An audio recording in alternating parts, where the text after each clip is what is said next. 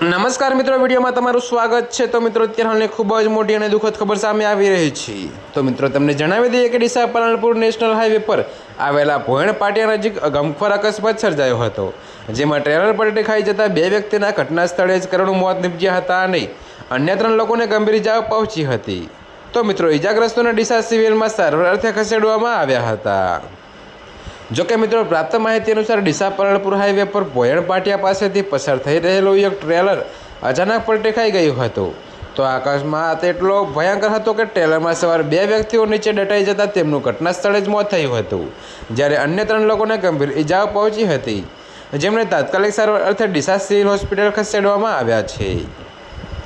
જોકે મિત્રો, તમને વધુમાં એ પણ જણાવીએ કે મૃતકોની ઓળખ સંદીપ કુમાર રહે મધ્યપ્રદેશ અને નંદકુમાર રહે બિહાર તરીકે થઈ છે। જોકે મિત્રો, બંને ટ્રકમાં હેલ્પર તરીકે કાર્યરત હતા, જ્યારે અકસ્માતમાં ટ્રક ડ્રાઈવર બશીર અહેમદ રહે ઉત્તર પ્રદેશ, હેલ્પર દીપુ રહે મધ્યપ્રદેશ અને ઓપરેટર રામાકિશન મૌર્ય રહે ગોરખપુર ઉત્તર પ્રદેશને ગંભીર ઇજાઓ પહોંચી હતી।